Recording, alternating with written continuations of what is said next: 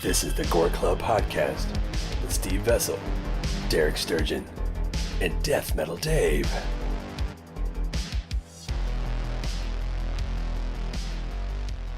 I was in Target last week. My son wanted Pokemon for his birthday this past weekend. I've been searching for a month and a half, can't fucking find them. Went in there on Wednesday last week, and I happened to see these two old people stocking these shelves with them. And I asked the lady if I could have a box. She's like, no, you guys got to learn to wait. You got to wait till we put it on the shelves. That's how fed up this lady was. I bet. And I was like, okay, cool. And I guess because I didn't argue with her, she's like, well, what are you looking for? And I said, honestly, just one of the boxes. I don't care what it is. Like, my son's birthday's this weekend. And she's like, here's the newest one, and gave it to me. But I came back, I watched them. They put like 40 of those fucking boxes out. I came back the next day, they were all gone. Because all these old dudes are buying them for $50 and selling them for $100 right now. They're literally Not me, don't point at me, man. I know. They're literally just clearing the shit. They're doing it with sports cards, too. It's sports cards and Pokemon cards that they're clearing the fucking shelves off. They go on Facebook Marketplace right now. It's insane. It's all Pokemon cards and baseball cards and football cards. One would almost say it's like a pot of gold. Are we recording? Yep. All right, guys. Welcome back to the Gore Club Podcast. I'm Steve Vessel. Deathmetal Dave. I'm Derek. I was the guy bitching about Pokemon cards being hard to find. They are, apparently. I don't collect Pokemon. I never have, and I've never played Pokemon. Yeah, my kids do. I used to back in the day. It got hot when I was like in middle school. I'd love to do an episode on toys and collectibles. Toys, yeah, that'd be fun. Because that's definitely something to talk about. Is like people who... I got like 37 hours of material for that. Yeah. Oh, I bet you do. At least 37. And I've got like old stories, but... It's obnoxious. But tonight... We are talking about little monsters, just like Pokemon. Not as collectible. One, and if you catch it, you're going to die. If you take a shit. If you take a shit. Well, there's a lot of different rules for this. Yeah. You get these So when we go through this whole franchise, which is Leprechaun, by the way, yeah. Leprechaun! You'll learn that there's like a lot of different things make him mad, and he decides to fucking murder you. But when you go back to part one, we start off with like the normal, I guess what you would think about a leprechaun is the pot of gold. The pot of gold. He's coming after the, what's that guy's It's name? an older couple, right? At the beginning. Yeah, what the hell is that guy's name? I don't know. I just know Mark Jones you don't got that shit on deck. We're skip that. You check it out, Dave. Name.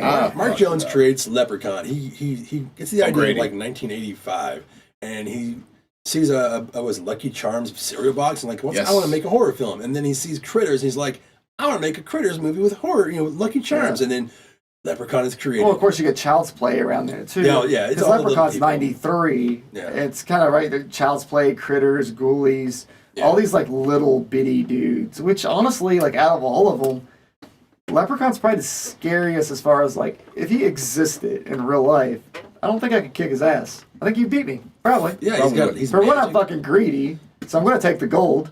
And they keep changing the rules on how you can kill him. And they change the rules in every single one of these. Fuck, man. They never stick with one, like, specific thing. It always changes. And he starts this movie off. He has, like, weird rhyme, but it ends with, who steals me gold won't live through the night. And O'Grady didn't. Well, his wife didn't. Yeah. And, of course, he's played by Warwick Davis, which people know from Willow and Star Wars. Yeah. Star Wars, which is a fun fact about this movie. George Lucas is thanked in the credits. Special thanks. I've never noticed that. Because Warwick Davis was still under contract with them. And without George Lucas's blessing, he allowed him to do this. Oh shit. Also Dan Quell was thanked too because he helped some of the Dan Quell? Dan Quell he helped people get their passports, get them set up so they can make this movie. I was like, did they have funded by the government? Did they have like a Kickstarter to get Contra like producer? But let's talk about the director and the creator first. Mark Jones, man, he started like Captain Caveman and shit. He's got a lot of credits. Go ahead. A lot of his writing credits are for cartoons. I mean, you've got Saturday Supercade, the Mr. T show, Olympics, I think. Plastic Man comedy adventure show, Scooby-Doo, Scrappy-Doo, all these. No one likes Scrappy. Hanna-Barbera cartoons. No, I was fist pumping, Scooby-Doo. Pumping. But he wanted to do something different, and he did. He absolutely did, and he created the Leprechaun. Yeah. The Lucky Charms box. I think he did the first two. Yes. Okay. Yeah. He also did. He gets credits. Yeah. He also worked on one of my favorite shows, Werewolf, which at the time was badass, and now it's not nearly as badass, but it doesn't hold up so much. No, and later the acting does. It can also be found on YouTube if anybody ever wants to check that out. Great Some soundtrack. episodes on on the old YouTube. Later, he made Rumpelstiltskin. Yeah. Oh, yeah, that's right. That's yeah, right. that's very... If you look at the cover of that movie, it's very similar to, like, the Leprechaun franchise. Yeah. Wasn't a fan. So what's the synopsis of Leprechaun? So essentially in this one, I mean, you have this old guy that gets a hold of the Leprechaun's gold. O'Grady. He shows up. O'Grady Shows up in his limo. Yeah, and he leaves the gold with his wife. And the Leprechaun comes in, and of course, fucking kills his wife. Yeah. But my favorite thing about like how this starts off is O'Grady gets back home, and the Leprechaun like introduces himself. He doesn't know his wife's dead. He doesn't know something horrible's happened. He just fucking starts blasting. There's no questions. He's like, oh, you want your fucking gold? Fuck you. And just starts blasting at him. There's no like, okay, maybe we can be buddies. You don't know this is a murdering ass leprechaun. He's literally just like, you got me gold. And O'Grady's like, yep, well, fuck you. And starts shooting at him. He's got experience with shooting small people. He was Irish. He knew what was He knew his about to wife. go. Oh, yeah, he knows the folklore. He knows the folklore. Yeah, he knew his wife got bought. I think that's a stretch. But go ahead. So he puts him in the box, and he's getting ready to burn it, and he puts a 4-leaf clover on top because in this movie, Leprechaun's terrified of 4-leaf clovers. Yes, 4-leaf clovers are the thing. It's like Jason and water. And he's gonna go set it on fire, and he has a heart attack. And he has a fucking heart attack. So it leaves the Leprechaun in a box With a 4-leaf clover on top. with a 4-leaf clover on top, which keeps him from using his powers like teleportation that we see him use throughout the series and things like that.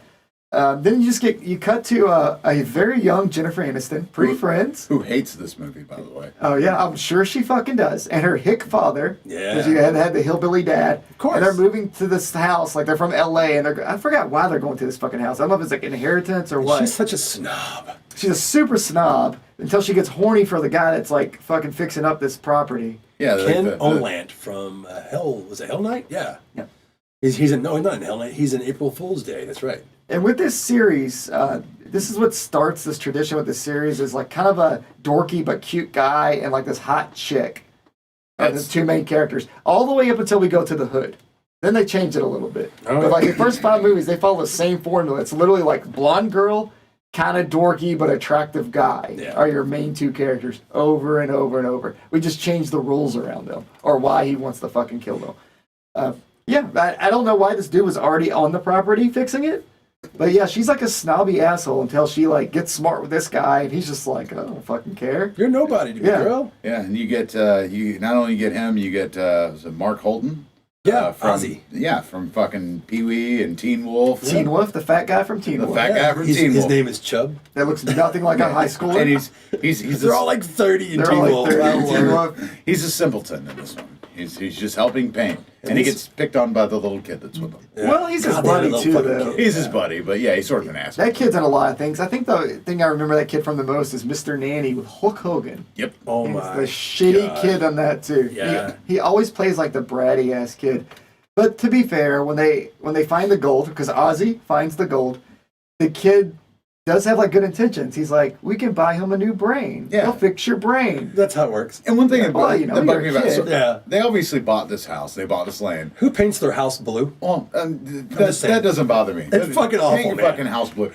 Nobody went into this house before they sold it and got anything out. Because there's fucking tarantulas down there. It's furnished with animals. The reaction to the giant spider, I was like, what the fuck? Like, I'm like, hey, we're not going to move here anymore. Yeah, we're going to see the giant spider. If it was ghosts, let's go to the hotel. Like, it'd be, okay, we can go there. Yeah. Just leave a match on your way out and we're done. Yeah, even Jennifer Aniston's character reaction to it's not very dramatic. It's like, ugh, that's gross. But I'm like, come on, dude. Like, you're from like fucking L.A., like Beverly Hills or whatever, and you saw that, you would lose your fucking mind. I would. And she's like, gross. I don't like it. Yeah, but so the movie kicks off pretty quick. I mean, the leprechaun gets out because they're cleaning, and they're like, oh, let's brush this off. Let's see what's in this box, and they brush off the 4-leaf clover, and then they go away, and the fucking leprechaun gets out. This movie has something in it that the other ones don't. The shoe shining thing. Like, the leprechaun has to shine the fucking shoes. I forgot about that. Yeah, I just watched this movie and I totally just didn't care about that part. The leprechaun's terrorizing them, trying to get his gold back because we know that's what he wants to do because he's been wronged. It's a way to stop him from chasing. Yeah, you're just like, oh shit, I got dirty shoes. He stops and he just shines your shoes, and that's how they actually distract him at one point. But one thing I did notice about this movie is that if you just take the premise of the movie, so a guy from Ireland had something stolen from him, and he's going to get it back. This is the premise for like just a bunch of Liam Neeson movies, really. Yeah. I mean, you put Liam Neeson in this situation. Don't give him magic. Leprechaun is taken. And just it's a Liam Neeson movie. That's God, I wish somebody would lock him in a fucking box. Oh man, Darkman is awesome. It is, but I'm just so sick of Liam Neeson movies. Dude, you're 70. You're not a ninja. Yeah, it's over. And you're just not intimidating enough for these roles. I get it. I think Taken was a fun movie, but after they realized like Taken was successful, they're like, let's just do Taken over and over and over. And he's getting older and older and older every time. I'm like, dude. Yeah. So it's like a horror film. At some point, It's like a horror film. It's Yeah. like senseless sequels. Yeah, he's aging better than the fucking Leprechaun, so I'll give him that. Yeah, this franchise is interesting. But this movie, That's a good way to put it. Yeah, this movie is just about Leprechaun wants his gold back, and he's just killing people. He's having fun with them too. He's having fun with it. They got the pogo stick scene. He's got the pogo stick scene where he just pogos on top of the guy, and So I tried that. Tried to pogo on top When I of was in somebody? 5th grade, I tried to kill another kid with a pogo stick. Do tell. We got a fight on the playground. And you had a pogo stick. Yes, he had a pogo. Oh, I hit him with it. So I took my pogo stick, I swung it at him, and hit his fucking like a Tanya Harding, that motherfucker, and he fell down. What? And I tried to hit him with it, and it hit the side of his head, but then I fell. This is awful. Because it's hard to balance it. So Leprechaun's kind of a lie. Like, try doing that on somebody. Well, he lands on his chest, and the person. I know, but no, his chest is gonna stay that like. He was know. a big. Well, I lost balance. I got hurt. Sorcery. Yeah, sorcery. I was mad, dude. I hurt my arm. But the movie sort of progresses. They find the bag of gold, and then that's by the way, the Ozzy eats a piece of gold. Yeah, he does eat a piece that's a of big gold. plot point. It's a big plot point. He eats a piece of gold. Well, they find it because he follows the rainbow. Right. Which nobody believes him. He's like, hey, you gotta follow the rainbow. Like, that's not real. And then they find it with the little kid and Ozzy. And they're like, yeah, motherfuckers, look now. We're rich. Told you. But it just really turns into like your basic slasher. This one's not as like zany as the other ones. This is definitely like the Nightmare on Elm Street 1 of the franchise before he goes like full out with his personality. It's even filmed in darkness for a lot of it. Yeah. Yes. You don't really see him. The makeup, by the way, is fucking great. Yeah, and it All of stays these great. movies. It stays great. The makeup stays great. The special effects never look bad either. Yeah. Like the gore's always fine. Even though they pan away most of the time. Yeah. The special effects. Well, yeah, I mean, we'll get to that. Yeah. But one of the Warwick things, Davis's makeup always is spot on all these movies, and I don't know. I guess he's just like, I'm gonna sit here all day. It's okay, take it. yeah. Well, one of the things it was sort of hokey. They didn't it? They had the Lucky Charms type cereal box, right? Yeah, they And- actually revoked their General sponsorship, right? Mills gave them permission to use Lucky Charms in this movie, and then they saw it and they're like, "Fucking no!" And then they went back and reshot that last scene where he's like, "Fuck Lucky Charms." Yeah, Oh, that's awesome. That's true. Yeah, I didn't know that. That's awesome. So that's a little fun tidbit there of the. I couldn't get in trouble for that. Saying, Yeah. fuck Lucky Charms. Yeah, fuck them. Yeah, fuck them. Fuck them. What are they gonna do? They always spelled it differently Yeah. in the script. Yeah. Well, then Full Moon went on and made that Lucky Charms movie. What the fuck was that? They have a cereal and everything. Like Full Moon Films has like a movie that comes in like a Lucky Charms like box of cereal. I How the swear. hell have I not heard of this? Corey, why didn't you look this up? Type in like Full Moon features like Lucky Charms. That's what I'm looking. Oh, okay, Dave's got it. I got it eventually. Eventually. Unlucky Charms. Unlucky Charms. There you go. Yeah, Full Oh Moon did. my And they were God. literally selling like the cereal box with it in it. And So they're getting away with that? Well, I Charles guess- Band, man. I mean, maybe they're so far under the fucking radar at this point too. Well, it's probably something Leprechaun he got created it. in 1972, and he found the box in a warehouse, and it's okay. Yeah, exactly. He bought it back then, it's okay. Yeah, he was probably high and he had the box in front. He wrote "un" in front of it. He was like, "Oh, Unlucky Charms." Why is this Fucking scraping brilliant. off? Yeah. I have no idea what it's about, or if it has a leprechaun, or if it's about a fucking cereal that comes alive because it's a Full Moon movie at this point. Yeah. That people that make bongs that fucking kill people and gingerbread men. Maybe it's cereal. I Yeah. don't fucking know. But they do, like, at their booth at, like, conventions, they sell the fucking cereal box, and it has, like, the DVD in it. I've never noticed that. I guess I thought it was a big box VHS or something. Yeah, I it's just a didn't care. big-ass box of cereal, but I just don't think General Mills cares. Maybe because it doesn't get a theatrical release. We gotta remember, the first two Leprechaun films did get, a mass release in Yeah. theaters, which is kind of fucking crazy to think about. The first movie was made for like $1 million, and it made like almost $9 million. And they're Yeah, like, hey, we can do this They again. got their pot of gold. They had God. sets like you got up there. It was on Terminator 2 set. That's right, I They did write shot that down. they shot part on Little House of the Prairie set too. Warwick thought that was blasphemous. Yeah, but I thought it was blasphemous. But this movie is this is the first Leprechaun death. And how did they kill him? They shoot a 4-leaf clover that Jennifer Aniston just finds. Of course. She's looking like, you got to believe. It's a Ozzy. panic scene, man. Yeah. I was panicking. I was like, you find it? And he found it. And the little kid shoots it into his mouth with a slingshot. Critters. And then he goes down the well. And he goes down the well. And then the worst explosion scene I've ever seen in my fucking life. Because they have the, maybe is like this like mug's worth of gasoline in this thing. They pour it down a well, which I assume is wet, right? There's got to be water down there somewhere. It's not going to get diluted at all. Like even if it's like an old ass well, somewhere down there's a fucking puddle that this shit's hitting. Maybe it was a well of gasoline. It's what they pumped it out of. He goes like, I don't think you should stay on this property fucking anymore because everything's flammable. Because they throw a match down this fucking thing and it explodes like Bad Boys 2 style explosion. Oh shit, it's 80s bullets. Oh dude, it's ridiculous. It's pretty insane. And you got to remember at this point, they've shot him a couple times. Yeah. Stabbed him. We know what kills him. In this movie. I can't tell you what kills him because it changes every fucking time. The rules to this franchise change constantly, which is something like I think any horror franchise that goes beyond like the third one tends to do that. It evolved. I mean, Nightmare on Elm Street's always changed the rules for Freddy. Jason's had so many different fucking rules of how to kill that motherfucker. It's and being insane. afraid of water, I'll never let it go. It's the dumbest fucking thing ever. Chucky somehow is always revived and comes back, even though he's just supposed to be a fucking doll that's His possessed. blood just trickles on some plastic and they mix it and he's back. Yeah, you just gotta keep changing the rules. It's the only way you can keep these things going, but it is nice to have some sort of consistency. I mean, a dog pissed on his bones one time when he came back from Freddy, so. Yeah, poor Kincaid. Wrong place, wrong time. Oh, shit. But somehow this movie did well enough to get a sequel. Numerous sequels, but part two was totally different. Part 2 begins with the leprechaun in his ancient sword and sorcery type clothes. He's got a little nightcap on. And he's got a bride. He's got a bride. Oh, that's right. I put down The Bride of Leprechaun. Yeah. That's not an official title. But Yeah, it should be. so this one they get rid of the whole gold thing. He's not here for his gold anymore. He wants a bride. Yep. So they go, this girl, I mean, we got 500 years ago or whatever, because he says It's 1,000. Yeah, so he says he's 2,000 years old. So halfway through his life, he had this bride or whatever. Yeah. Shit didn't work out. Shit goes wrong. Yeah, there you go. Gotta get a youngin'. If somebody would have just fucked this leprechaun, none of this would have happened. If somebody would have fucked him 1,000 years ago, back then they still had morals. Like you didn't have the fucking chicks that are gonna fuck Hugh Hefner and Donald Trump and shit for the money. So they were just like, nah, fuck you, get away from me, dirty We need bitch. Nicole Smith. Yeah, just to pop out and go, I got this. Yeah, she just came out and just gave him a little bit. Saved us. Yeah, she just plopped the titty on his head. Oh, I was incorrect. This was actually directed by Rod Flinder, who did Idle Hands. He did Tales from the Crypt episode, and one of my favorite shows, Millennium.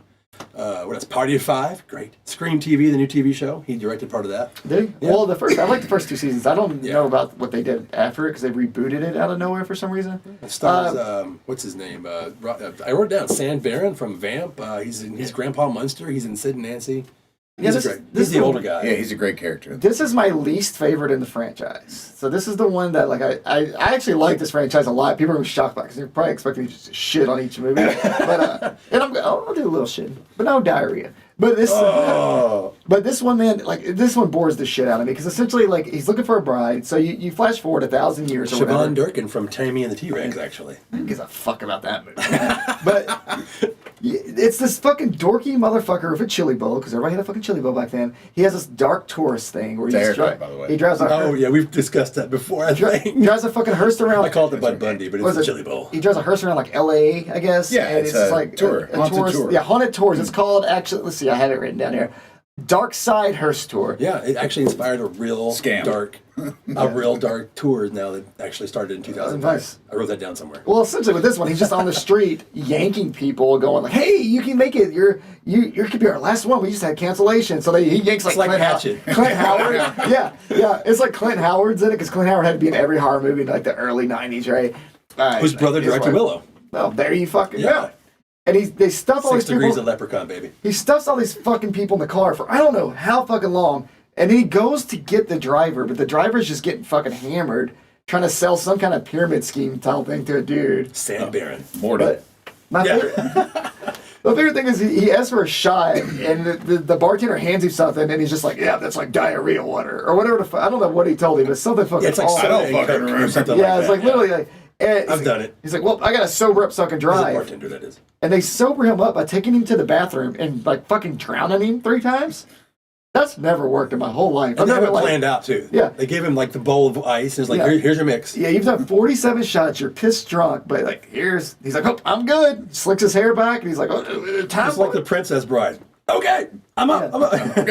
It's just, man, this was like a really hard sell for me. And like the sad part of this is he's trying to get this young guy, Chili Bow Boy, is trying to get the drunk old man driver to fucking get off because he's trying to go hang out with his fucking girlfriend. That's all he wants to do.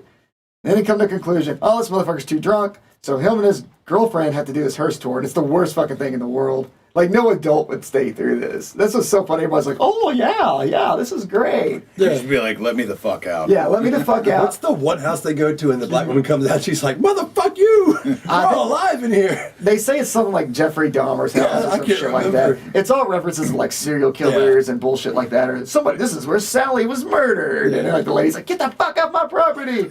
So before people had the internet, I guess? Oh, absolutely. It's 94, so you couldn't Google like, motherfucker, that was Milwaukee where that would happen. It's just, the vice president had not invented it yet. That's right. But the Leprechaun, he shows up because the bride is the chick. This dude's girlfriend is like an ancestor of, and this is fucking crazy. Like, how many ancestors have, it's 1,000 years, dude. There's 80 different women you could have went for at this point, right? But it's a birthday. Who gives a fuck? All those bitches had birthdays too. And this is actually the only one I think that actually falls on St. Patrick's Day in the movie. Yes. I think I wrote that down, And it's on the whiteboard of doom. Because I think that's when he can marry. He can only marry on St. Patrick's Day or some shit like that. If I'm making it up, it makes sense to me. Anyways, go ahead. It's just a weird movie. Else noticed that he never really has a good Irish accent in any of his movies. I love his voice though. It's great. Yeah. It's great. Okay, you don't need it. I was like, man, you don't live that far. It's like wouldn't change it for anything. Hawaiian accent. This one does have my favorite kill though. My favorite kill, because this one sort of... it's awesome. When you wish for something, he makes it happen. Yeah, I wrote that down up there. Yeah, and Morty wishes for the gold. Yeah. And it just, he gets the gold, but it's in his stomach. Oh, that's your favorite kill. My favorite kill, okay, you go ahead, Dave. And then you just had this big pot of gold sticking out his stomach, and he's just miserable, like, get it out of me. He only does it to Morty in this one, though. The wish thing's only the one person. Okay. Yeah, it's true. I got down as Morty's pot of belly effects. Yeah, that was a really cool shot. It was great. Really good practical effects. My favorite is when because he does this thing where he like throws his voice or he imitates women or somebody you know. So he becomes another female, which by the way is the worst boob double in the fucking franchise I've ever seen. Like you see her face, then you see her chest, and it's like a tan boobs. Yeah, and it's like these propellers from like lawnmowers. Like a zero-turn lawnmower, and he just puts his face in there. I was like, that's a great death. Oh, he kills the asshole. Yeah, the rapey dude. That's the other thing is like this chick. I mean, it's kind of awkward because they show up. The dude in her, the dude, Chili Bow Boy, is in love with this girl. Obviously, they stop at this go-kart place, and this dude that runs the go-kart place is like, I got a better job than everybody. I'm like, you fucking own cart country, you fucking dick. Like, what the fuck? Like, and he's acting like he's all high and mighty. But the chick leaves Chili Bow Boy for him. Yeah. Because she's like, well, you gotta work. And they like had this weird argument because she can't understand why he's like, hey, that guy wants to fuck you. I'm not okay with that. Yeah, right. I mean, the guy's pretty much sitting there like, I'm gonna fuck her. Yeah. Like right in front of her. Thanks for bringing her by. But the split happens where he dies. It's great how it leads up because like they're going to the house, like walking to this girl's house. He's like, can I come in? And she's like, no. And he's like, why not? She's like, no, I got a boyfriend. He goes, I thought you guys split up. She's like, no, I have a boyfriend. And I'm like, man, if I was that dude, it did look a lot like you guys just fucking split up. But he should also not be a rapist. So let's yeah, he calls her a tease, and I haven't heard that word in so long. Let's just call it even. Let's just call it even. You both just fuck off. Yeah. Instead, he has to be a little creep, and then the leprechaun shows up, and he's like, oh baby, fuck me. And how do you fall for that? Because it's magic and 20. Yeah. Once again, even if it was her, I'd be like, she's off her fucking meds. Like something. She 2 seconds later, she's ready to get naked. She's telling me to fuck out. She just went and snorted like 8 lines, and now she's coming out here. This is not going to be okay. Not going to be good. Not going to end well for you. No, that's a clinic lay, buddy. You're going to the clinic the next day. It did not end well for him. His face it's a great setup, though. You see it from the leprechaun's point of view, where he's watching the lawnmower and the guy who's getting his head. He's going to put his own head in the lawnmower's blades, and we're like, oh, here it comes, and they cut. Yeah, they cut. You get the shadow of it. Which they do a lot of cutting. Leprechaun does that a lot. Spend $1 and give me some fucked up shit. Now that I think of it, part 2 has some of the better kills of the series. Does It does. I think it it does. has the go-karts. Okay, Yeah, the that's go-karts. like the Death Race How 2000. fast are those fucking go-karts? Well, Holy shit. he made a go-kart in the first one, remember? He went to the fucking barn, some noises, clack, Yeah. clack, clack, and he just drives out and knocks over a pickup truck. He's going after Chili Boy. Chili Bowl. Chili Boy. He runs him over like it's the cop, right? Is it like the cop's like, hey, what? Because the cop, they think Chili There's Boy's a killing fucking everybody dickhead because cop in like this movie. yeah, because In all of them. in all of them. Okay, that's a good always. point. Holy shit, yeah. But no one believes that Chili Boy's not killing all these people because he's associated with this girl. Everywhere he goes, people are dying. Cops think it's him. Cops like, yeah, sure, Leprechaun, funny guy, Leprechaun, because they always got to say that. We don't believe anything. And then Leprechaun shows up on a go-kart. Cops like, let me run in the middle of the fucking road and just point my gun dead at him. That doesn't work out. just runs him over. And he gets killed by a go-kart. He does. A grown-ass man. I mean, it was a fast go-kart, remember? But he runs him over, and the cop does that whole, like, wipe out, and splat on the ground, and then he turns around, and then he runs his fucking head over, and that's it. That was good, though. But, like, go-karts are so, like, grounded. How did that work? Magic. Sorcery. We're going to do this all night. Magic sorcery. Maybe their go-kart places are just way better than what we have out here. Because ours are, like, max out, like, 20 miles Yeah, it was per the hour. 90s. They didn't care about safety then. So this is the best There's no one of the real- series, right? No, it's not It's least getting favorite. 2% on Rotten Tomatoes. Does it got 2%? Oh, wait, yeah, I'm not kidding. It's better than 2% on Rotten with the Tomatoes. genre, I don't you think so, can't. Dave. I think it's got enough parts in it that make it decent. Oh, man. But it's definitely my least favorite, and it bores the shit out of me because a lot of this movie does focus on like this dude chasing the girl, and then his relationship with his old drunk fuck, who's Morty, who gets coins that come out of him. It's definitely not the best, Yeah. and the characters aren't that likable. That's one of my main things with this is later these movies like the characters get better because part 2 like. I don't like any of them. I don't like the girl. I didn't like the fucking I take boy. that back. It's a 6%. Morty's a Rotten piece of Tomatoes. shit. How do they kill him in this one? He stabs him with like the iron thing. They had Yeah, that that's right. iron. They changed the rules. Wrought iron. It was wrought It's iron. wrought iron can kill him. Yeah, it can kill him. They just fucking stab him, and he goes. Wah! He finds out because he picks it up himself, which you think he would know that's going to be bad for him. when you're 2,000 years old, you think at some point in your life. You might have opened the fucking gate. Yeah, especially because you murder people. So surely you picked that up before. But I want to murder somebody with this. Oh, but guess not. I have to get through the dog fence. Oh shit! It's made of wrought iron. Yeah, that's not what do you good for think? me. What do you think? Like Not last this time he did movie. it, he's like, oh, maybe it's stuffed with clovers. That's why it fucking did it. Who the fuck knows? But yeah, it's a shitty death because he just gets stabbed by Chili Boy. And that's it. And it's a way of making him the hero. That way the girl's never going to leave him for the fucking cart country manager again. Never. Well, she Well, can't. he's dead He's fucking anyways. dead. Yeah. For his stump.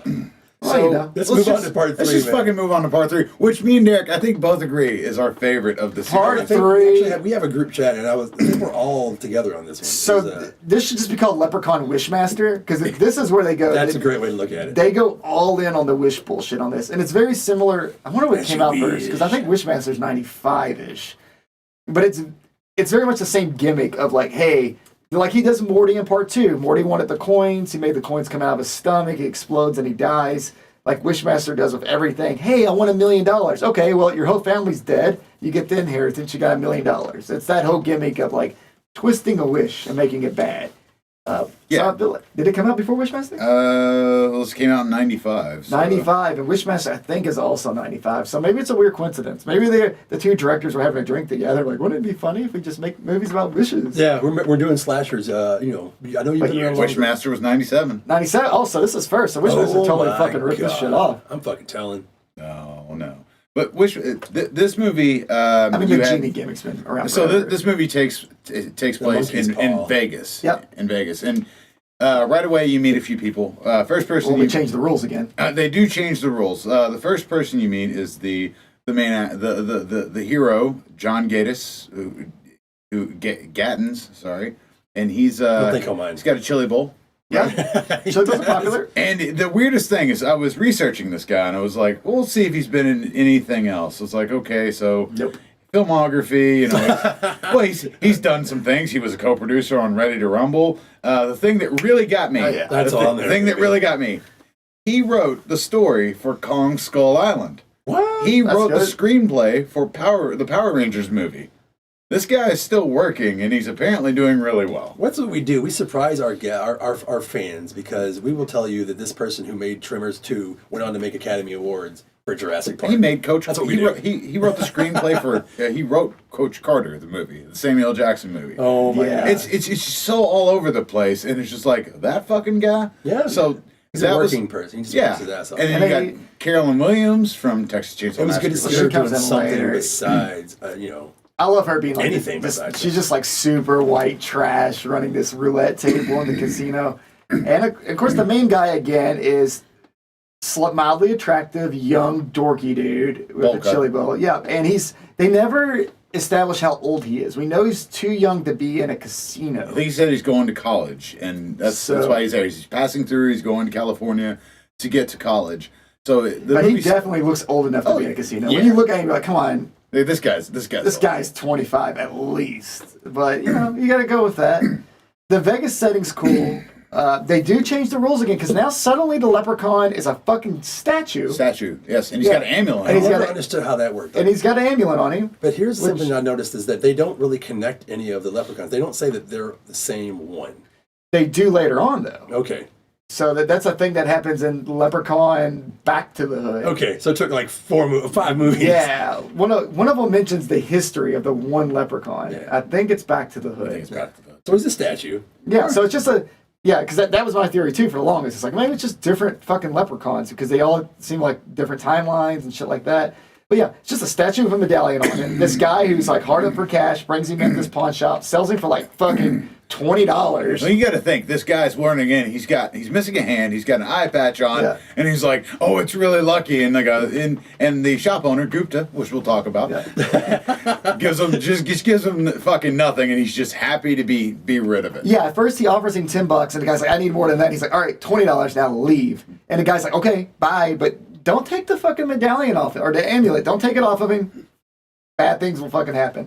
And the dude, like, out the fucking door, but the pawn shop owner's like, fuck you, takes it off. While he's, like, looking at it, of course, he becomes, like, a fucking thing. Now, he loads up is it there where he loads up his CD-ROM of Leprechaun? Well, no, it's not until he comes alive. It's on fucking dial-up. Yeah, the Leprechaun comes alive. And then, like, seriously, it's like they battle back and forth for what, like 30 minutes? It's like this weird, because they do cut to who ends up being our hero of the movie a few times during this, but it's like a 30-minute Tom and Jerry episode. Because it's Leprechaun versus like pawn shop owner, and it's so like slapsticky and up until like the last moment of it, it's almost like buddies fighting, like two friends fighting. Because he shows up, and the pawn shop owner's like, "What the fuck? This is my gold," which we left that out. So as soon as he removes the amulet, the pot of gold appears too, which I don't fucking know how. And by the way, it's coins again. So part 2, and we didn't talk about that. Part 2 is just a thing of shit.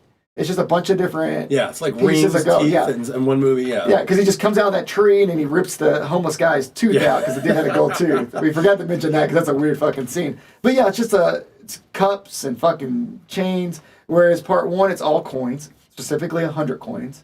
And now with this one, we're back to 100 coins. Yeah. So the pawn shop owner's like, "Fuck yeah, I'm rich," and they just start fucking having it out with each other. And he shoots at the leprechaun, he fights him. You think the leprechaun's dead? He comes back. And then he finds a CD-ROM.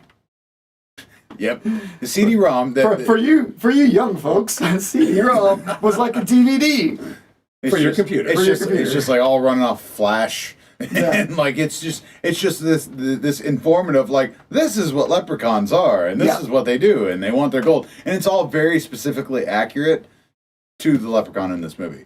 But we've sort of left out the hero of the movie. He has met our blonde, the damsel. Yeah, because she was broken down on the side of the road, and he takes her to work because she works at a casino, and she gets him in the casino. So while Gupta and the leprechaun are fighting, this is all going on. They had to name him Gupta. He gets into the casino, and what does she tell him? She says, "Don't gamble. Don't gamble." And he goes straight to Caroline Williams' roulette table.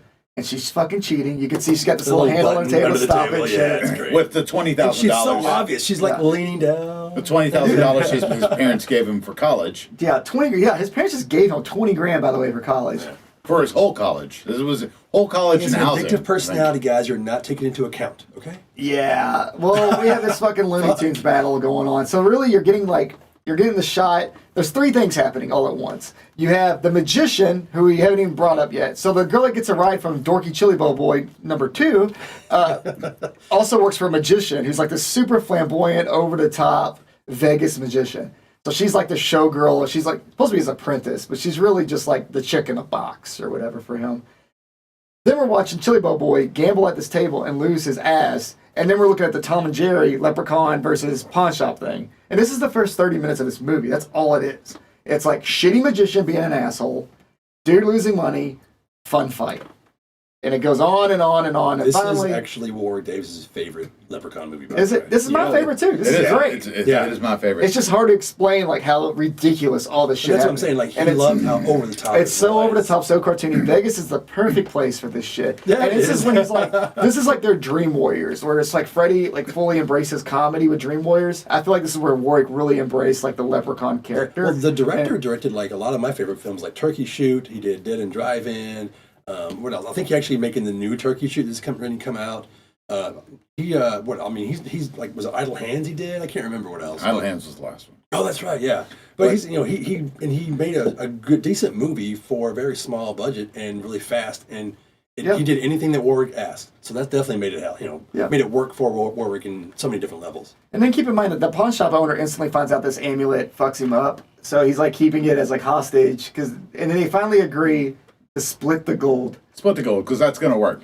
This little man that has awoken from being, stoned is totally... He's already shot you with a statue. A statue and a bow and arrow, I'm not going to explain it. It happened.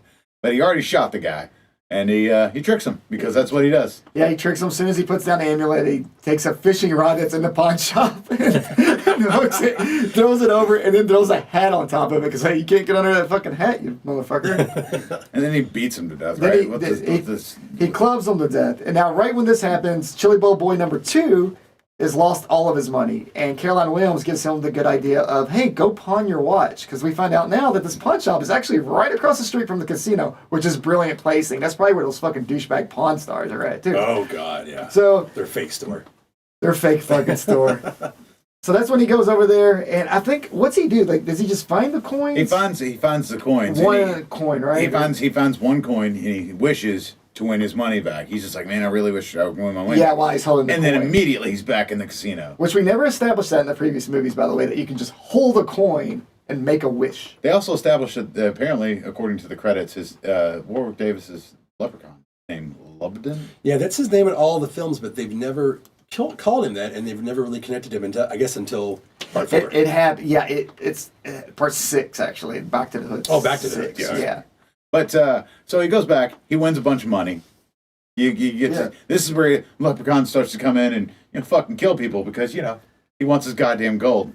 Give me my gold. Well, this is good. So you gotta think we're in Vegas. So this is like everybody's greedy as fuck, terrible people. So the first thing is like this kid is on the roulette table now, but made the wish. He's fucking hitting it like crazy. Boom, boom, boom, boom, boom. So the casino owner's like, hey, we gotta get this motherfucker off the table. Get him out of here. Give him a hotel room. He gets a hotel room. He cashes out, which they hand him straight cash, by the way. There's no like, here's a check. Nothing like that. No taxes. There's like, here's stacks and stacks of cash. Gets in his hotel room where the magician comes in, because he's a piece of shit. And Caroline Williams telling about all the money he has. He goes to rob him. And they have this really bad fight. It is a bad fight. It was not good at all. It's just like two dudes. Like when you watch two dudes at a bar fight, they have no idea how to fight. They're both just assholes. They're just swinging. That's what happened there. Slap fighting. Yeah. But he takes the money from him, and then but when he was walking out, he did the magician thing and threw the smoke bomb down and just he does. But he peeks his head back in. That's my favorite thing. He throws the smoke bomb, so he disappears. But then he peeks his head through the smoke to look back, and he's like, "Hey!" And then he takes off. He's so fucking cartoony and awful and over the top. But from there, that's when we get everybody's like trying to get this gold and this money, and they're all making wishes with it. Caroline Williams, I think, is probably the first casualty, right? No. The first casualty, no. Yeah, I think she is. Yeah, because she wishes to be beautiful. She wishes to be beautiful, and it instantly gets... Which, by the way, the casino owner and the magician both talk shit to her like she's like the ugliest chick in the world. But really, she looks like Caroline Williams, just with a trashier trailer parky like kind of hairstyle. That very Peggy Bundy. There you go. Yeah. Peggy Bundy is what she looked like. Yeah. She had the clothes, the hair, and everything. So when she wishes for this like new look, literally all she does is take off the wig. Like, she just changes, her hair is just shorter, her boobs look slightly bigger, but I don't know, I couldn't tell a difference. But she's showing off to the They magician. look like they do now. Yeah, but all of a sudden everyone's like, "Oh, this is the hottest chick." And it's like she walks in with the magician, and he's like, "Oh, you've changed. How did you do that?" I'm Stretch. Yeah, It's like I told you I would. I told you I was going to do it, and he just immediately like he's into it, but he still just fucking walks the fuck out, and that's when the leprechaun shows up. So he lets her wish last like, I don't know, 2 fucking minutes. Like, give her an hour. Like, give her the runtime of this movie. And the magician did steal a coin at this point. And he steals the coin from her because he's a piece of shit too. So during this time, though, he's like, "Oh, you want this?" And he makes her lips huge, her tits are huge, and her ass is huge. And I'm like, "Oh, she's like 2020 pretty now." Yeah. Housewife of Atlanta. Housewife of Atlanta. And she blows up. And then she fucking blows up, which is like one of my favorite, like, over the top deaths of this whole franchise too. Then I don't feel like I think I'm. You're thinking you forgot about the pit boss guy. He's up in his room. Oh, the weird sex. He's the one that makes the first wish. He's the first wish. He wishes for the blonde of this movie, the damsel. Yeah. He makes a wish in passing. He's like, "Oh, I wish you could sleep with her or something." He's like, "I wish," or something like that, and she starts coming on to him, and they go up to his room and.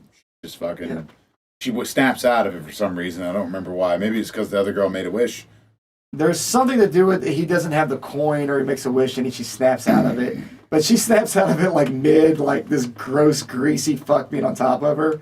Which, keep in mind, like, she's suddenly, like, she's had no interest in this dude. She fucking hates him. He's the pit boss. He's the guy that runs shit, but he also owes these henchmen all this fucking money. He finds out that the coin's magic because Caroline Williams, like, sees Chili Bow Boy number 2 gambling with it and putting it on top of all his bets. And she's like, "There's something magical about that coin." So he makes the wish to fuck this girl, essentially. They go in his room together. It's the trashiest, like, think of a trashy Vegas hotel. I've been there. You know what it looks like. I've been there, yeah. And yeah, they midway through it, she's like, "Oh, you're fucking gross," and she just walks out. Like, she gets the fuck out of there. But then we get this weird, very Nightmare on Elm Street like scene where this chick comes on the screen and she's like, "Hey, man," and he's once again. How horny are these people? Because I would be like, I'm not gonna fuck my TV. Like, something's weird here. She just crawls out. She crawls right out of the TV. Yeah, it's the ring in Vegas, baby. He's like, this is real, and like the leprechaun is on the TV now. He's like while they're fucking. Yeah, like an evangelist or something like that. Just preaching. He's Jimmy Swaggart. Yeah, and then it turns out that she's a robot lady. She becomes like a robot. She's on top of him. She's got like tits and a face and like metal robot wires body. everywhere. Robot body. And then she fucking electrocutes him. The end of him. Yeah, that's one of those things you could probably buy like a vending machine in Japan. You definitely could.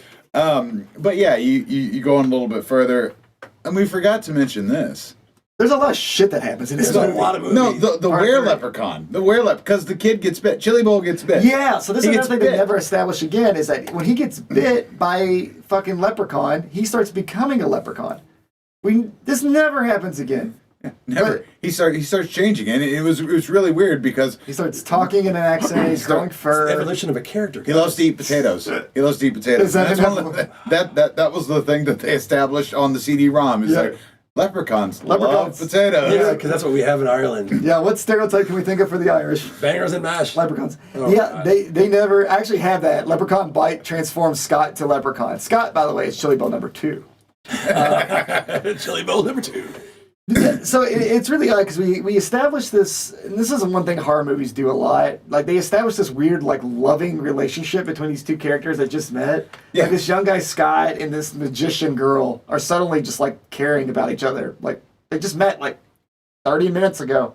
But now it's like, I gotta save her in love of my life. We're gonna be together forever. Yeah, he did just win a whole bunch of money. relationship. Yeah, oh yeah. He's got a bunch of money. She's too. probably pretty horny for that. Yeah, she's been in this fucking casino her whole life.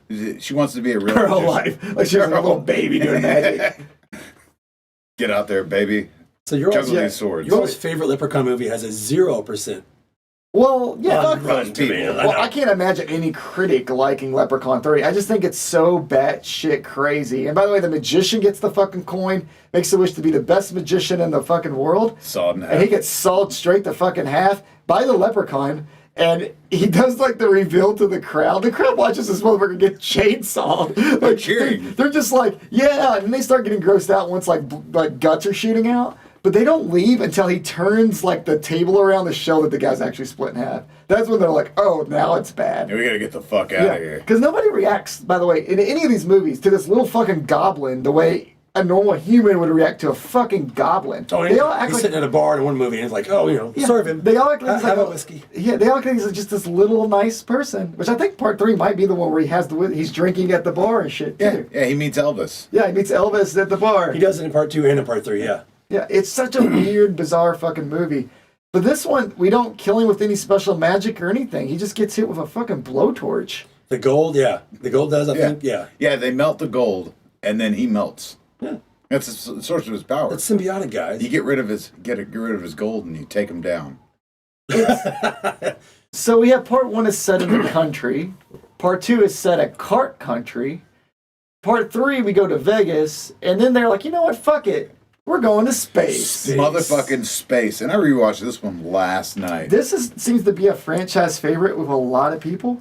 I am not the one. I rewatched it, man, and like some of the stuff it's just like they were trying to make Alien. They were like, they saw Alien, they're like, we could do that. Aliens. Yeah. It's like we could do that. So well, at this time they were Hellraiser in space, they were doing Jason in space, and then everybody was going to space. Hasn't happened yet. Yeah, it was all coming like it's coming. It's we get Miguel Nunes. Why is he billed 5th? Okay, what the fuck? Yeah, it seems like he's almost like he's the only star in the whole fucking movie that has like a name at this point. He's Demon, God damn it! And that dude, for as like shitty as he can be, he's kind of like an icon with like really horror nerds. He's in like Friday 5, Return of the Living Dead, and now this. Like those are pretty big fucking franchise movies. I mean, for me, Friday 5. I guess I have that higher. Oh, we can't wait to get to that. Than most people do. And then we have like once again like this time it's like Space Marines, which for some reason you always have to have people missing body parts and shit. Like all these movies, like the sergeants are always like, I got a metal plate in my head. Sergeant Hooker is his name. Sergeant Hooker with his giant fucking metal plate, and of course this blonde chick comes on board for the first time, and she instantly makes eye contact with slightly dorky, muscular dude. She's the intelligent one in the whole group. She's the doctor that nobody respects except for the guy who wants to fuck her. Yeah, besides the one guy that really wants to fuck her, and we establish it instantly, because as soon as she shows up, they're both like, Yeah, he doesn't understand territorial bubble at all, I'm just saying. No, but it's like Alien, and one of the first things I noticed, within the first few minutes of the movie, before everything has a fucking cliche. Well, yeah, no. The fucking Millennium Falcon is in that movie. No shit. When they are in the drop ship, if you look, it's right next to the sergeant. The fucking Millennium Falcon is on the goddamn wall. Oh, that's amazing. So that was just something I noticed, and I was like, that's pretty cool. But so they go down to they're hunting for an alien. They never call it a leprechaun in this one. They just call it an alien. Oh, so the cave. Yeah, they're hunting for the alien, and they're going down to this planet's surface, and it cuts to the leprechaun. So the leprechaun's there. Walks in, lady chained up, so you immediately you're like, oh, this is just like part 2. He's trying to find a wife. Yeah. And he lets her go, and he's like, hey, let's sit down, let's have some food. Yeah. Let's have some drink. Well, he's learned. He's he's forced himself on her. And she's gonna line and dine people. Yeah, she's grossed out a little bit, but she sits down, and he's telling her, you're a princess. He's doing a scummy rich guy. Yeah, I'm gonna be king. I'm rich. I can make you rich, and she is digging this. And then here come the fucking military, ready to fuck everything up. Yeah, there's like no reason for them to be there. Like this is the one time like Leprechaun's kind of he's not the good guy because he's holding this chick captive, but she's buying into it. Like I said, Liam Neeson. Yeah. Put Liam Neeson in this situation. What do you think would happen? But the military literally just shows up and starts fucking blasting. They're like, fuck him. They blow him the fuck up. They blow him to shreds. They blow him up because they threw a grenade at him, and he saw his soon-to-be bride about ready to get blown up. He dove on the grenade. Yeah. Very chivalrous. Yeah, it's very like it's like that Bruno Mars song. Yeah. Oh, I don't know what you're talking about. I don't either. Somebody does this listening to this. But I forgot to mention, when all that was going on, he's got a fucking lightsaber. That's later. No, that's in the beginning of the movie. He has a lightsaber at the beginning? In the beginning of the movie. Well, it's after everything, because it's after the pissing.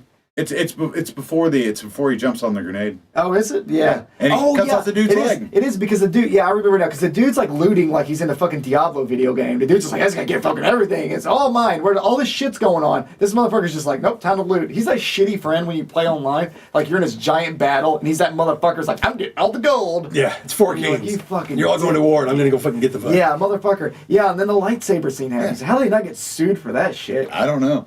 I mean, Warwick Davis. Well, Warwick Davis is in, with That's He true. he's in if I gave another fucking thank you at the end of that. I didn't look this hard at this one. Thanks for not suing against George Lucas. But this movie progresses. This movie it's a little bit weirder because you've got this. It's in space. Princess. That's why it's you got this princess who, is captured, and she magically heals herself. You have the doctor.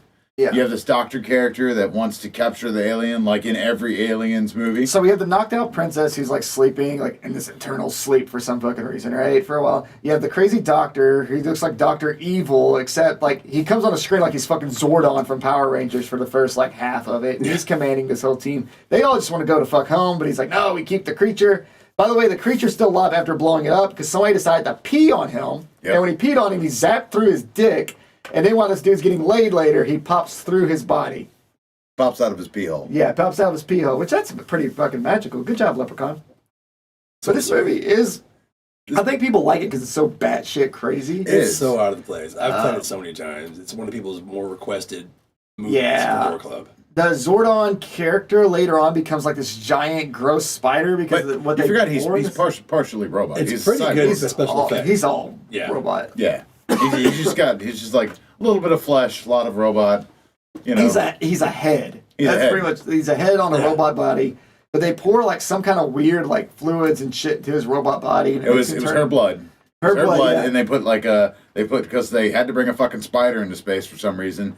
So they put a spider and a scorpion in there, and they blend it up. It's probably somebody's pet. The leprechaun blends it up and just jabs him with a needle, sticks it in his body. But this one does have some pretty dumb kills too. Like the other assistant gets his face crushed with like a pan or something. Yeah, and it just flattens it completely. They're really focused on like the really crazy shit. So some of the kills are very like basic and just like, oh, he's gone, he's dead now. I think the main payoff for this is the giant leprechaun, which somehow he stands right where that laser goes. It becomes like the biggest, like he's like Mario after he ate like a mushroom. Yeah. It reminds me of the huge clown in Killer Clowns from Space. They set that one up because they shrank his gold at the beginning, and they're like, oh, we can shrink things and make them bigger later, and we can do that. So they eventually make him big. But one thing, they make him Atlan fucking leprechaun. It looks like Honey, I Blew Up the Kid. Exactly. It looks really bad. One thing I do want to mention though is like there's a scene where they go into this airlock with all the waste, right? Yeah. And it's just like you have to wear these contamination suits, and you have to decontaminate. One of the guys' fucking decontamination suits, it's just fucking open. You can look them straight. Yeah. You're looking straight at them, and you can see in the back where it's unzipped, like about 3 or 4 inches. Person should have gotten fired. They didn't cover that, but that's okay. That's okay. I mean, dude, we're in a pandemic, and look how people wear their masks still a year into it. And it's just fucking down and everything. People fuck up. This movie's got everything. It's got a drag show. It's got It does. Oh yeah. So the metal plate sergeant. Somehow he has like a split personality all of a sudden or some shit. Drag queen. And he becomes a drag queen midway through it too. So that was interesting. That was the Leprechaun made him do Leprechaun and you find out he's a robot. Because we don't know he's a robot until he fucking dies. Very alien-y. Yeah, exactly. This movie is alien. He didn't have any milk in him. Yeah, no. Aliens. He wasn't full of cum. He was full of cum. Yeah, it's a mix of all the movies. Yeah, but I won't keep harping on this one, but the best part about it is, Leprechaun's like, I'm gonna have the princess. She's gonna be my wife, and like, he at one point he's like, he says the word sharing. He's just like, ew, gross. Share. It feels gross just saying it. Yeah. And like, he's just got all these fucking snide remarks every time she says something. And keep in mind, we're back to the wife thing again. Yeah. So now we've had the first 2 were focused on this whole gold situation, even though they had different rules for it. And now the next 2 are just like, wife. Every other one. Yeah, so it's like 1 gold, 2 bride of the leprechaun. Oh, sorry, 2 was bride, 3 was gold again. So yeah, we are doing every other one. You're right. It seems like it. And this is the first one with In Space, or with a subtitle. Yeah. So Leprechaun 4 In Space. But yeah, if you watch it, you might enjoy it. I mean, if you drink, you'll enjoy it. I think that's always a good thing. Yeah. And how do they kill him in this one? He's giant, and they open an airlock, and he goes the fuck out of it. He just fucking explodes. He explodes, but in such bad 90s graphics, he's just like, whoop, whoop, whoop. And it's like Blade at the end. His giant floating hand flips him off the window, which is the dumbest shit. I hope it's still floating out there. Yeah, somewhere in space, just floating. Oh, it's not just floating there. You know why? Because it went to the hood. That's where it went. It goes right to the hood. Well, he's all of a sudden a statue again. Yeah, so now we go back to like what part 3 did, and it's a statue again, and this time it's a Ice-T and a friend are breaking into like it looks like just a fucking rundown warehouse. I don't know why they're in there, why they have this idea that there's going to be gold there. I don't even know if they established that outside of like we're going to look around, motherfucker. It's kind of like maybe people under the stairs, because I think that guy lures him in there, and then he doesn't understand. He's like, you're a fucking liar. And he grabs him and throws him against the wall. He throws him through the fucking wall. Yeah, because he's strong as fuck. Yeah, those are the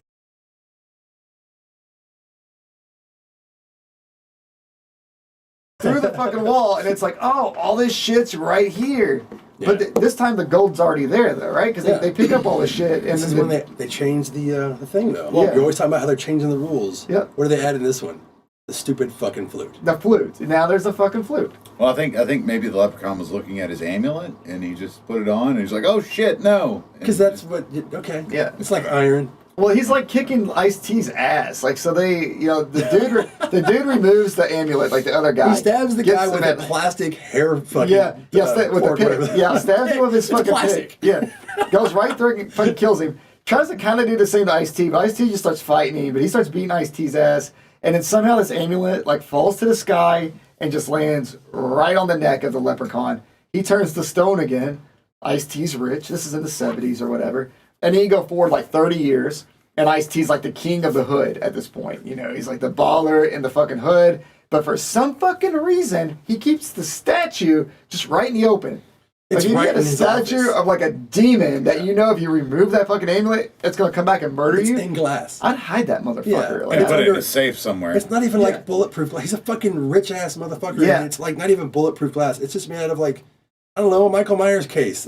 It's like, NECA made it. I would probably like just put more cement over him, and just so it's just like all stuck. Right. Like, hey, you're fucked forever. He'd be buried. Yeah, bury it somewhere. No, he's like, fuck it, let's just put it right here. Yeah, it's about dope ass leprechaun. What are you looking at? And this is like, this does break the stereotype though, like, obviously, because we're going to the hood, so we don't have like goofy chili bone white boy and his blonde girlfriend. Now we have a group of friends that are trying to form this rap group, and they're on their way to like a positive rap group. That's the other thing. Postmaster P. Yeah. Postmaster P is trying to bring positive rap to the community. Oh my God, I gotta look this up. So it's like a shot on like how all rap at that time was kind of gangster rap about drugs and bitches or whatever. They're trying to bring like positivity, or some of the worst hip hop songs. Like when you listen to these guys, it's so bad. It's like Sesame Street. This was very Sesame Street. It's so bad. They're so mad at it. I can't fucking sell this, man. Yeah. This was the first horror movie with rap song that didn't fly. It didn't make it better. Well, Derek, did you? Well, I disagree, because that rap song at the end, I was gonna say, which I'll get to, is a fucking stellar scene. This is the only time we've never discussed about the rap song about a horror film. I don't think. Yeah, I don't think I've talked about the Leprechaun one too much, because I didn't know about it until I went back and rewatched it. I was like, you didn't tell me. Yeah, I felt cheated. Dude. I usually stick because I always try to stick to like the '80s ones, but there's a few here and there that have come out, since the '80s.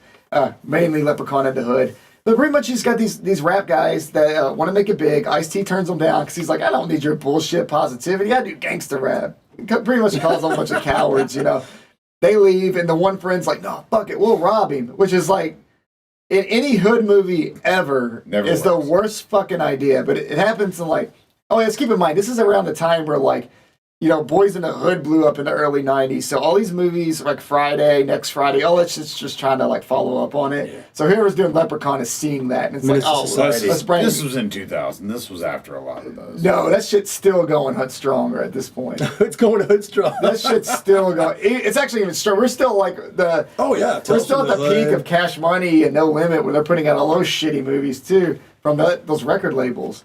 I mean, Death Row's just now going down because Tupac's dead. But... it's still like a big thing at that time, the gangster rap and everything that ties in, like Boys in the Hood and Juice and Above the Rim and all that shit. I could talk about those fucking movies all day too. But anyway, yeah, you get the rap group, positive rap group, decides not be positive and go rob Ice-T, motherfuckers. Don't do that shit. They rob him, and of course, that brings back the Leprechaun. Yeah, because you're going to take that big amulet. You're not going to take the statue, you're going to take the amulet. Yeah, and that Leprechaun's not fucking around this time. Yeah, because he wants his goddamn flute. They don't even know what the flute is until they accidentally use it. And he entrances his own group.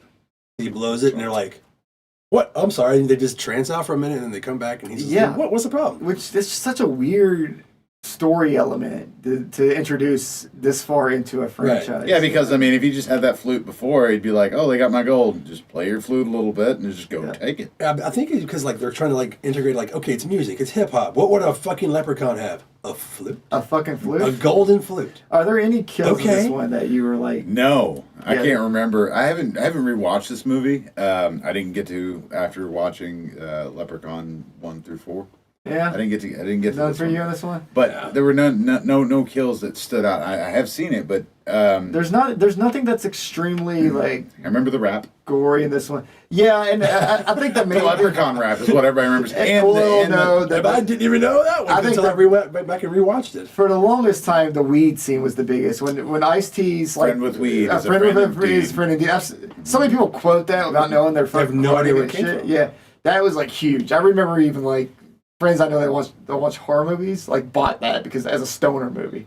It became a stoner movie because of the weed scenes and because he's hitting from like bombs and shit. Yeah, Evil Bomb and shit. Leprechaun 4. Yeah, and this is the one where he doesn't die. He doesn't die in this one either. Like this, so this rap group's trying to make it, and then they all fucking get killed. Besides Postmaster P, and he becomes just a gangster rapper. he becomes a gangster rapper because he's possessed by the leprechaun. And now the leprechaun's a producer. He's found his role in life. Yeah, which leads to the best 5 minutes of this film, which is the end, where the fucking leprechaun is rapping. So you have Postmaster P's concert, which is still not good. He's still just like Sesame Street, but gangster Sesame Street. Yeah, and he's on a budget. But when the leprechaun comes in, that's the best. Not only does he rap, but he starts possessing people. He's got his own fly girls. He's got his own fly girls. He's just going around this like club, touching everybody and making them love him as he raps. And Up in the hood. It's the best fucking thing. No good. Up to the hood, up to no good.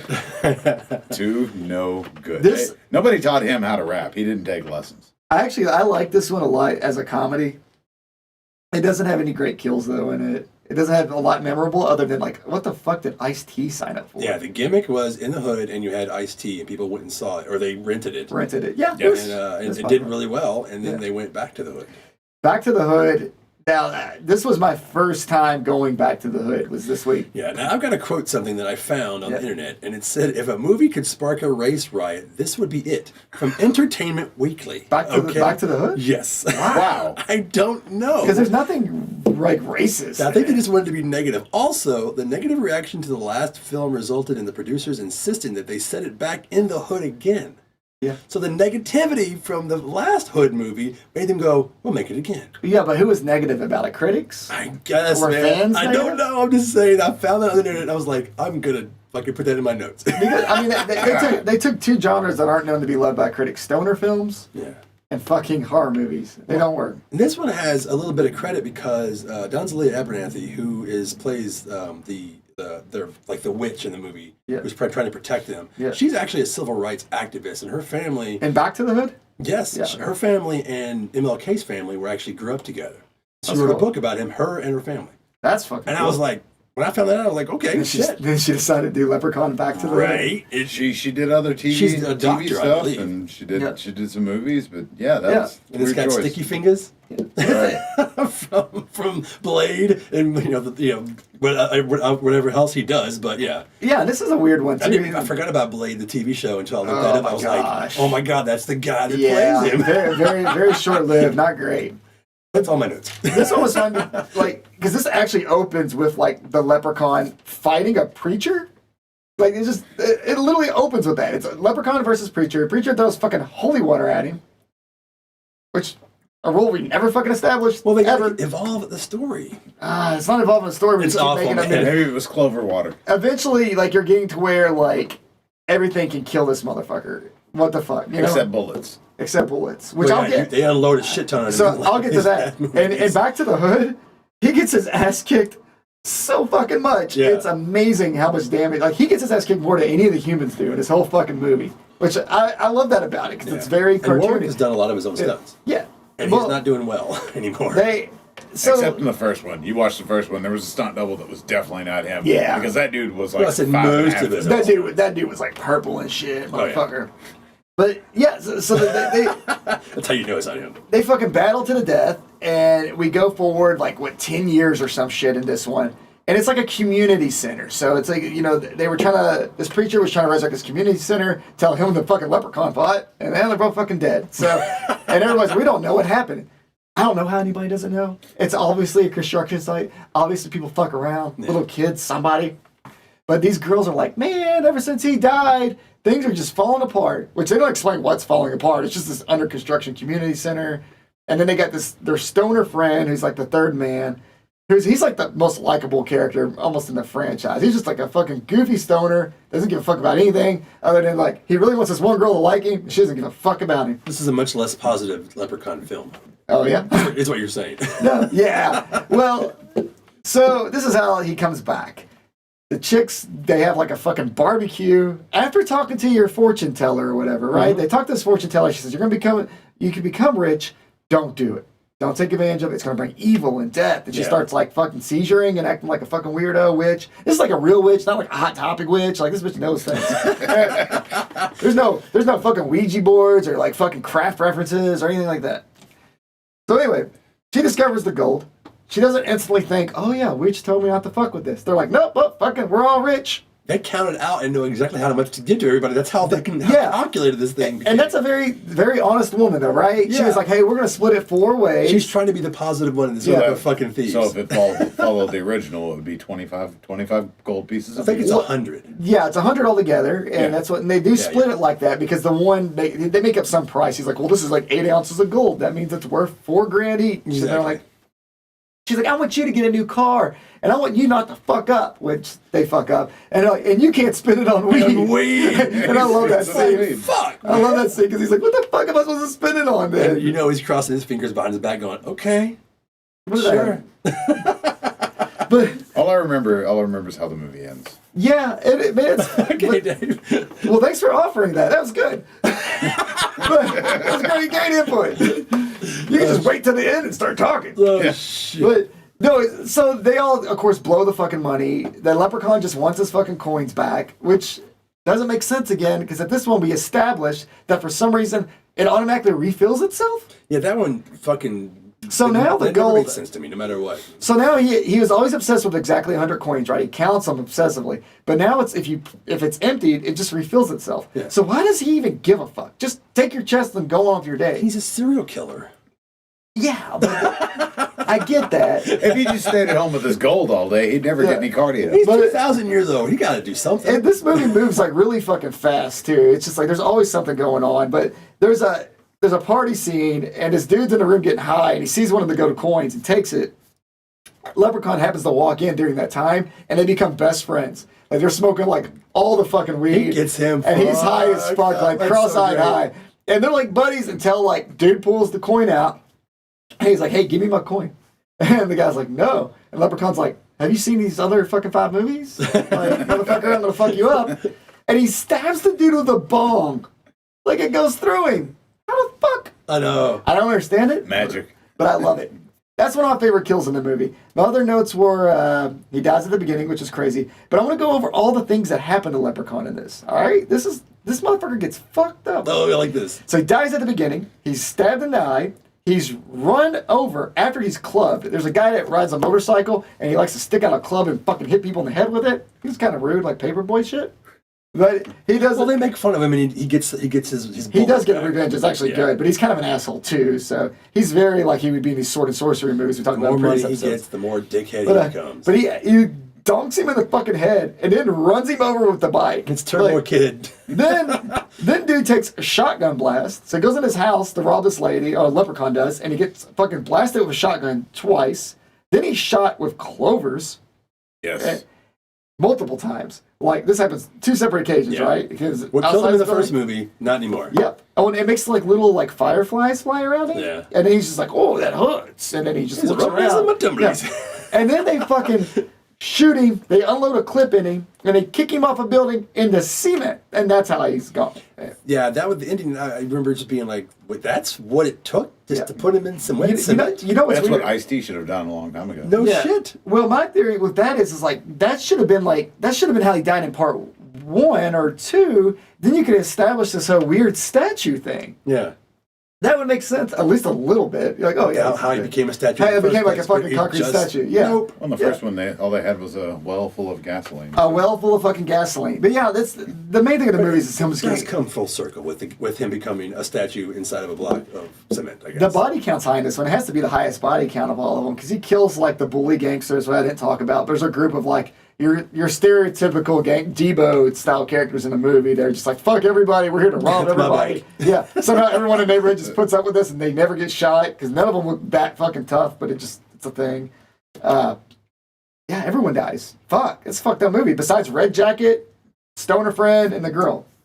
No Chili Bill. No Chili Bill. I thought one was going to show up. I was like, they're going to bring some fucking white motherfucker into this. They didn't bring him back in the other ones either. I don't know how this would start a race war. That's such a weird... That was the weirdest thing I'd seen. And when I was watching the movies, I was like, oh, I'll look up some reviews. And I was like, Entertainment Weekly literally said that. They even have a scene in it where it's I'm pretty sure that's on IMDb, or if not, I might have just pulled it from like a Fangoria website. They even have a scene where one of the characters like drops the N-word, and they're like, "We don't say that word anymore." Like they even have a whole scene about that shit. You know, it's so. I think it's people just trying to be fucking dramatic critics and shit. Or it's like, oh, they're making a black movie. It's like, with the all black cast and people who help write the. It's not like me making a fucking black movie. There's no rap in this though. There's no. He never raps. That's kind of a letdown. He never raps again after Leprechaun in the Hood.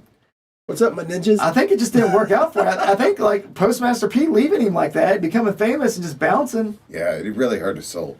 But anyways, we're gonna have to wrap this up. We've talked quite a bit. Now we're not gonna talk about. We're not gonna talk about Hornswoggle. We could if you really want. Why don't we skip to the good one? Yeah, we can just mention this in passing. WWE did get the rights to do Leprechaun, so they did Leprechaun Origins. I don't know who wrote it. I don't want to go into detail about it. It was really depressing for me. But they made it. They didn't make it fun and happy like these other ones. I'm not saying these are happy movies, but they're funny and they're comedy and they're very like Freddy Krueger-y. They try to make it like a really serious tone, and they cast like Hornswoggle from WWE in it, which I like Dylan, who plays Hornswoggle on TV, and he's not a bad actor or person, but man, that movie's so fucking dull and boring, and I think it got like a small release too, like in theaters, which is crazy because it's the first one since part 2 that got that, but it ended up being a piece of shit. There was just a lot of money behind it. That's why. But and then they made Returns. They made Leprechaun Returns. I love Leprechaun Returns. Yeah, I'd like to hear your words on that because I know that's actually a decent director making. Yeah, obviously he likes the Leprechaun. I have not. I haven't seen it. It's got the best kills in the franchise. It's gory as fuck. You bring back Ozzy. You're talking about a guy who made The Void and now just came out Cycle Gorman and he did ABC to Death I think with letter W or something. And the whole story with this one is so I was excited. Jennifer Aniston. And I couldn't fucking find it. the daughter of Jennifer Aniston's character from the first one is inheriting they're going to this house to fix it up. The house from the first one. It's a direct sequel. This is a direct sequel. Set 25 years later, and Ozzy shows up. He sees her. He's like, "You look like somebody I used to know." She fucking looks nothing like Jennifer Aniston. By the way. She doesn't look anything like her. But it's a cool little scene when he says that though, because he does it really well, like that, when you see like an old friend or some shit type of thing. He does really well there, and he gets fucking annihilated pretty early on. So it sucks. So rest in peace, Ozzy, because he's like. Good character. He's like the only returning character from the fucking franchise. Yeah, and they kill him off. The guy that's playing the Leprechaun in this one probably would have been fine if Warwick never did it. But because of that voice will drive you crazy. Even my son who watched it with me, when I rewatched it recently, his voice, I can't get down with his voice. He sounds like a little kid. But yeah, it's more over the top than the other ones as far as violence. It does bring back some of the comedy, but it feels more like part 1, where the comedy's fairly light and the kills and shit are dark. You're dealing with like a sorority, so it's just a bunch of girls putting a house together and invited a couple dudes over, so you almost get your normal like teen slasher style kills. But it's fun. It's their own way of reimagining the character during a reimagining era that we've been going through the last 20 years, it seems like. And I wanted to cover mainly the Warwick films, so if anybody does want to check out Leprechaun Returns, I'm sure it's online somewhere, you could purchase it, but it is really good. It is done by the Astron guys who have done like The Editor and shit like that. Yeah, it's fantastic. And Warwick has said that he retired from doing horror films until his kids reach 18 years old, and that's coming. Yeah, and it was offered to him. Returns, it's not one of those things where they were like, fuck him. Yeah, it was offered to him. And originally he was like, I'm not doing horror films anymore. But then he's just like, wait a second, I'll go back and do horror films when my kids can actually watch them. Yeah. You know, I did full dong in the movie when my kid was like fucking 6. well, Makes those you don't have PTA the extra meetings little weird. George Lucas thanks and money, on the side. Yeah, that's true. They're just gonna Google me one day. Yeah, so it's really good to hear your all's views on a franchise that I'm not really that familiar with, because it kind of came during the time when I was actually having my own kid, and I kind of just stuck to the franchises that I'd already grew up with. Leprechaun was just not my franchise. It just isn't. Nightmare on Elm Street, Child's Play, Friday the 13th. I can go on all day. And same when we did Tremors. You guys are just popping, and I'm just like, that's fucking great. I like part 1. Yeah, I mean, for me, I've never been like a diehard. So it's awesome. I know one actually diehard Leprechaun fan, but other than that, most people are just kind of like, oh yeah, the Leprechaun movies, they exist. It's kind of the weakest They were franchise fun. that I thought of, Yeah. besides the Wishmaster. I think the problem with Leprechaun is they don't have like the holy grail of the franchise that's like, oh, this is genuinely just a great movie. They're all just kind of silly and stupid, but I would say part 2 is the worst of the bunch, but even that's not like a bad horror movie. It's just goofy. It's boring sometimes. But Not a 0% on Rotten Tomatoes. During some of the In the Hood movies, he doesn't even show up on. for like 25 minutes, and I was like, well, this could be a problem. And I'm trying to rewatch them with an open mind. I was like, man, this is not my franchise. Yeah, I get that. I'm like that with a few franchises. I mean, I love Hellraiser, but everything after part 2 I don't like. So Right, and I go back and watch some of those with an open mind, and I can kind of get into some of the stories. But it's another franchise. It's just like, man, when we do that night, it's going to be like, it's going to be interesting. Yeah, Leprechaun's a franchise that you should watch with friends. Yeah. If you got some drinks in you, you're having a little party, turn on a Leprechaun movie, especially Leprechaun in the Hood or Leprechaun in Space, because they're just or 3. They're so over the top and stupid. Yeah. Well, you've been this far. You obviously like Leprechaun. Yeah, or you're just like, I don't like Leprechaun. I don't want to watch these sequels. Let's just hear what these assholes have to say. Yeah, exactly. Because we're going to make fun of it. I do that with podcasts for sure, especially with wrestling shit. I'm like, I don't want to watch that show, but I'd like to hear what happened. Yeah. So, Dave, you're going to do the question for us? Oh, I mean, we already established. I was just making freaking jokes. We already established what our favorites were. I think it's 3 and actually 4. What's your favorite Warwick Davis movie? Holy shit, really? Just all together? Rogue One. All right, well. Leprechaun 3. Leprechaun 3. No, I'm going to say Willow. Come on, man. Yeah. Leprechaun 3. Of the Leprechaun, I'm between 3 and 4. I like the insane part of it being in space, and I like the characters, and they're just over the top. And it's just kind of that's the kind of horror when it comes to this franchise that I dig. Yeah, horror needs to go back to space. We need to take some of these. We need to do like Victor Crowley in space. I like Jason X. Crowley in space. Victor Crowley needs to go to space. It's coming like Hatchet. Hatchet in space meets fucking Machete in space. Let's do a movie, baby. I would love it. Let's make it happen. Dave, you want to take us out of here? Let's get the fuck out of here. Absolutely. Find us on Anchor FM, Breaker, Google Podcast, Overcast, Pocket Cast, Radio Public, Spotify, Apple Podcast, Castbox. Find us on YouTube, like, share, and subscribe, and Facebook. Do it. Yeah, thank you guys. Right here. All right, bye. Bye.